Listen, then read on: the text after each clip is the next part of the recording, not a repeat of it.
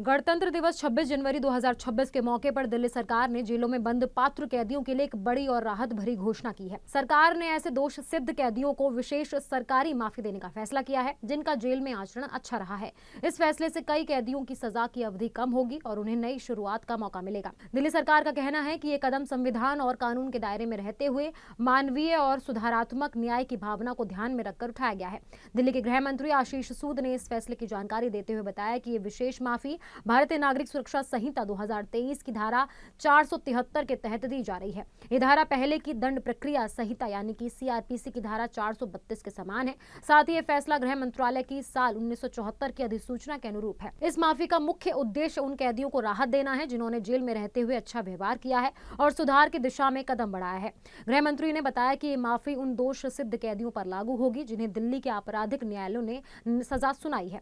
ऐसे कैदी जो 26 जनवरी 2026 को दिल्ली की जेलों में बंद है या दिल्ली से बाहर की किसी भी जेल में सजा काट रहे हैं, वो भी इस योजना के तहत आ सकते हैं। हालांकि इसके लिए जरूरी है कि कैदी सरकार द्वारा तय की गई पात्रता शर्तों को पूरा करता हो। सरकार ने इस योजना में बुजुर्ग और महिला कैदियों को विशेष प्राथमिकता दी है। 65 साल से अधिक उम्र के कैदी और महिला कैदी अगर 10 साल से ज्यादा की सजा काट रहे हैं तो उन्हें 90 दिन की माफी दी जाएगी।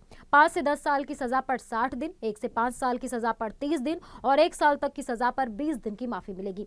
वहीं बाकी सामान्य कैदियों के लिए 10 साल से ज्यादा की सजा पर 60 दिन, 5 से 10 साल की सजा पर 45 दिन, 1 से 5 साल की सजा पर 30 दिन और 1 साल तक की सजा पर 15 दिन की माफी तय की गई है। गृह मंत्री ने साफ किया है कि ये विशेष माफी दिल्ली जेल नियम 2018 के तहत पहले से मिलने वाली माफी के अतिरिक्त होगी, यानी ये अलग से दी जाने वाली राहत है। अच्छी बात यह है कि जो कैदी इस समय पैरोल या फरलो पर हैं, वो भी इस योजना का लाभ ले सकेंगे, बशर्ते उनके खिलाफ कोई जेल अपराध दर्ज न हुआ हो। हालांकि सरकार ने यह भी साफ किया कि जिन कैदियों ने पिछले 1 साल में जेल नियमों का उल्लंघन किया है, उन्हें इस माफी का लाभ नहीं मिलेगा। सरकार ने यह भी साफ कर दिया है कि गंभीर अपराध में दोष सिद्ध कैदी इस विशेष माफी के पात्र नहीं होंगे। इनमें मृत्युदंड या फिर आजीवन कारावास की सजा पाने वाले, एनडीपीएस, पॉक्सो, जासूसी, महिलाओं के खिलाफ गंभीर अपराध, कोर्ट मार्शल, अवमानना और बाकी गंभीर मामलों के दोषी कैदी शामिल हैं।